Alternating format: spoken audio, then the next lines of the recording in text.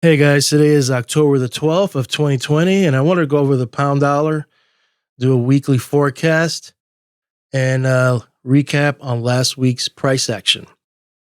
Man, let me tell you, last week was a rough week for me. I went short 3 times and got stopped out 3 times. Rule for me is when I have 3 losing trades back to back or just random, I just stop trading, take a break, refocus, reevaluate, and then start all over again. And my last trade, 10th, on the 9th. So on the 2nd, right here, I went short, carried over to Monday, got stopped out.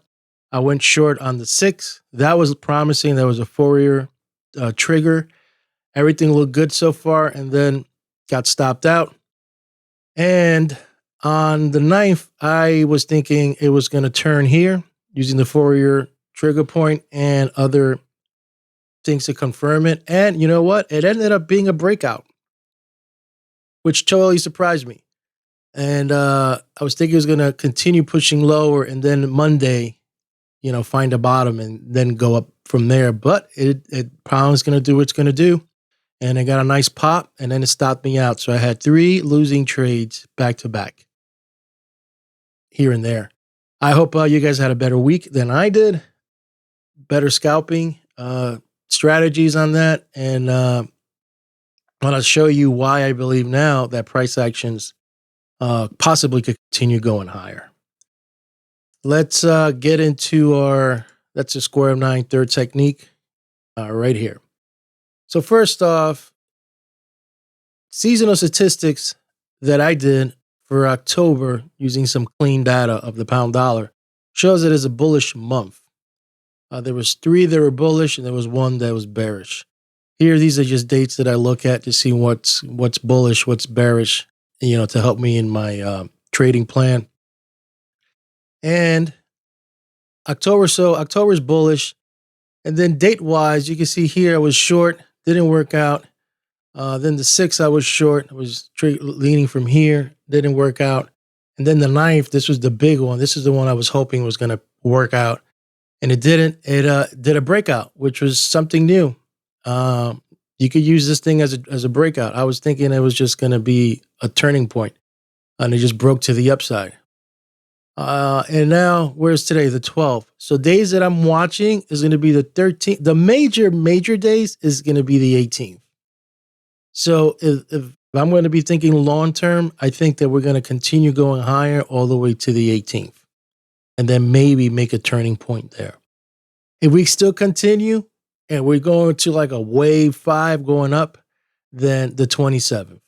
That's like the major turning points that I could see. If there's going to be some variation in between there, then the 24th was a minor, the 22nd, the 29th. Well, not the 29th. The 29th is a major because of this. The 13th. And the 16th. These are the minor ones. But you have to, the way I'm doing this analysis, I am using these dates and then I'm using other techniques of Gann and then compiling all these dates and see where I get the most hits. So right now I'm just showing you this, just to get an idea of what my thinking process is. But the ones that I'm seeing the most important, I'm going to build a case to see why. What can I see that other things are lining up that the 18th could be a possible high. So that's how I build my case in regards to the analysis into the future, using cycles, using other stuff.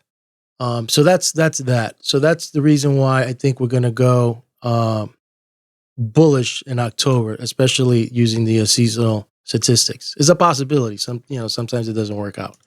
So let's get into Fourier. So right now, the only Fourier trigger date we have is Monday. Isn't that interesting? These last couple of weeks, there was like 3 in a week, and like exactly like this one. There was like the Monday, and then Tuesday, and then Friday, and then that's it. And now today, this week, we only have 1. So what does that mean? Does that mean that, from here we can just continue going high? Is this a turning point? Is where the bears are going to catch me and, whoever's bullish and bring us, slam us down? That could be a possibility. But overall, I'm looking everything else that I'm analyzing. And you see like this, the perfect example. All this was pointing down to Monday. And that's what I was thinking, of other stuff I was looking at, but it didn't work out. This composite right here was pointing down to Monday, and price action went up. It went the opposite. And that happens, and you have to accept it. So I don't feel bad for, going short, because that's what I was seeing, using these techniques. But now that we're up, now everything is going to start pointing up. So why do I really want to go, bearish here? It's gonna be chop fest if that's the case. Going back into this thing here, which it could. But now all the cycles, the composite is pointing up to the 22nd. These, the green and the blue, are pointing up. So it's bullish. Plus, the seasonal statistics is saying, October is a bullish month. So those are little things I'm looking at. I want to show you this also. Let's get this here. Let's put this trend line back out. You see this red line and this blue line? Those are big trend line channels I've been watching, and I put it from here from the 2007 high, pivoted here to that 2014 high. And remember, that's the red. And then the 2018 high pivoted to the 2019 high, December. That's the blue. So now we zoom in the daily. Now you kind of, when you see those lines, you know what I'm talking about. Those are big trend lines. You can see right here that we were chopping around it, blew right above it, and then came right back down. And now we're heading towards it again. That's a very strong trend line. This big one is that 2007 trend line that we haven't even gone up to yet. So those are the things that concern me right now in regards to major resistance. These trend lines right here, I'm looking for price action to have an issue here and try to get above this trend line, the purple one. This was a target for me on the short side. This never happened, but I'm going to leave it there just in case things turn to the downside. I know where there could be possible support. Another thing I want to show you is the 50. I want to show you the 50 simple moving average on all 3 time frames. Look at this. So right now, the pound is above the 50 simple moving average on the monthly. The pound found support on the 50 and is above the 50. It's bullish. And right now, as we speak, the pound is, and I don't know in real time where the pound is right now, it's somewhere around 30, 40 around there, 30. It's now above the 50 SMA. So that's very bullish for me right now in regards to price action. So let's look at the linear regression channel is pointing up. This is resistance level. There's a Fibo from here to here, which is the 50%, which is 3077. So you got 50%, 3077. You got that blue trend line I showed you.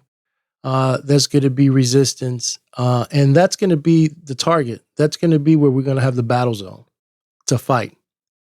And you can see the ellipse, the technique exploded. I was thinking it was going to go to the downside. Look at that pop. Look at that bullish pop. So this is going to be the target, and this is going to be the battle zone when we get up there. Let's get this out of here. Elliott wave. As you can see, it's another issue is that Elliott projection wave 4 is somewhere around 3068. And if this calculation is correct, then if we hit wave 4, it could go down. I'm still in the camp that this is a wave 3 and this is a wave 4, and then we're going to work a wave 5. But this program is telling me that we're on a wave 4 going to do a wave 5 down. So that's what it's saying. I want to see how it's going to pan out. This one right here is saying that this is a wave 3, this is a wave 4, and that we're working on a wave 5 on the weekly. So there's a lot of interesting dynamics going on here in regards to the Elliott wave. I'm not an Elliott wave technician, but I like to see it as a guideline because sometimes it does help to see where you at in these wave patterns.